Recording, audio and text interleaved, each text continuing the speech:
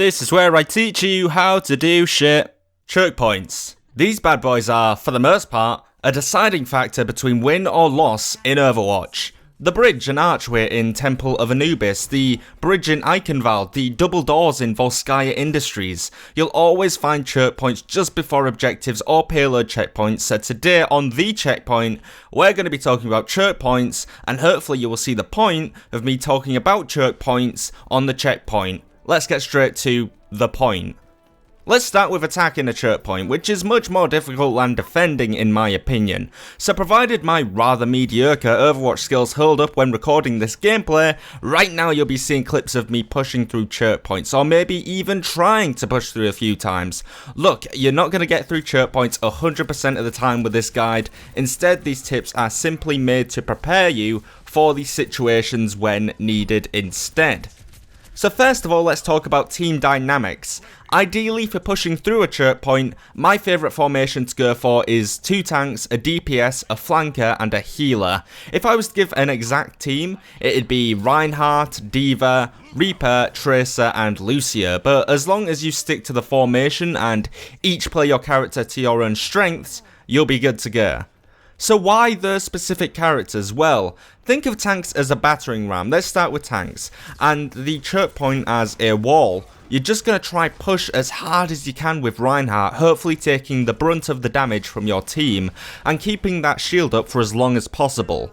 If you're looking for a faster push, Winston could be another contender for the spot of the defensive tank. His huge hitbox and speed make for a super threatening figure, and I think that's the one thing the average player falls into way too fast. If you've got a Winston and a Tracer running at you, who are you going to shoot? Winston, because he's psychologically more imposing than Tracer, but what most players don't realise is that Tracer is much more of a threat in that situation due to her speed and abilities. So while a good Winston player will want you to shoot at him, this allows other teammates to sneak through while you're using your Winston. It's a really cool way of affecting the pace of the game, really. If you've got a tank up ahead, people are going to be like, oh shit, there's a tank, we're going to need to focus our fire to get this guy down, whereas everyone else will work around you. Does that make sense? I hope that makes sense. Anyway, so yeah, essentially, the role of the first tank is to lead the charge through the choke point, provide cover for the heroes behind you,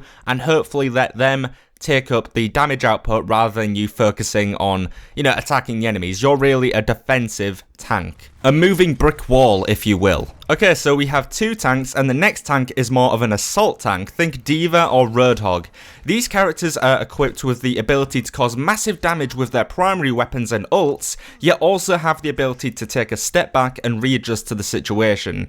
D.Va has her flight mode, while Roadhog has his healing ability. Because of this, the secondary tank can work as an assault/tank hybrid, wearing down their defenses, working around the defensive tank, and providing that firepower that the first tank is lacking, while also keeping their health up. It's a really neat way of having like a tank that really does everything. Think of the tanks as one body. One's a defensive part and one's an attacking part, so they kind of make up for each other's flaws.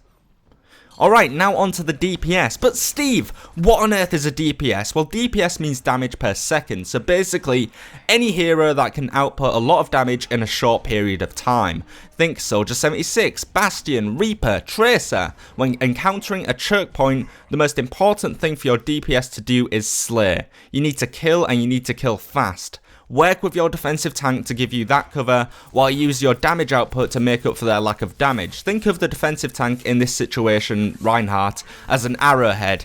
They hit the wall first, but as a unit, the team should be right behind at all time. Now remember what I said about ults? Reaper's is tremendous at clearing out enemies in any given situation, and you'll see later on how this chemistry works with the healer when we go through the capabilities of the healer and what exactly they need to do later on. But basically with the DPS, you just need to kill. If you know you're a good slayer, if you know you can stay alive for long periods of time, you're the DPS, take up that mantle.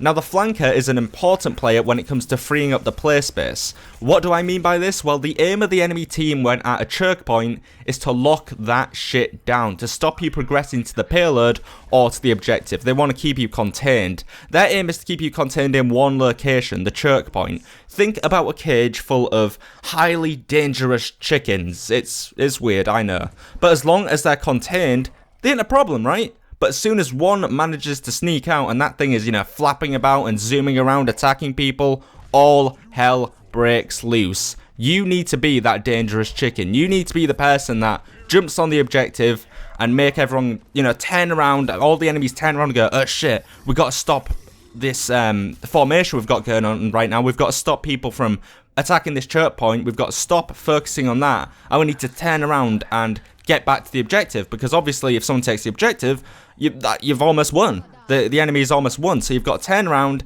and make sure the objective is covered. So that's what the flanker needs to do. It needs to sneak around.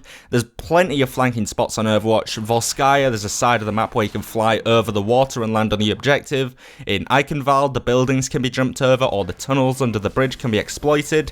These are there for your flanker to use. Be a dangerous chicken, flank, flank, flank, because as soon as the bad guys see the enemy is capturing the objective, at least 2 or 3 of them are going to backtrack to the objective and try to take you out, leading to your powerhouse team moving up the map further.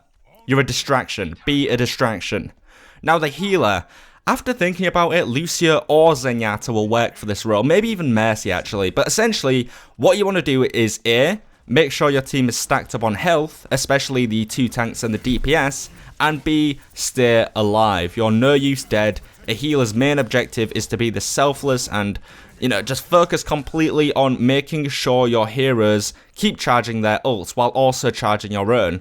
You see, Lucia and Zenyatta have AoE, or Area of Effect ults. They can output massive healing power on all your heroes if timed well enough. This is the key, the most important factor for your push. Use your AoE ult, and that could lead to your Reaper pushing through and using his ult without getting shut down. It could lead to your D.Va managing to pull off her ult and completely clearing out the choke point, and it could change the pace of the game drastically.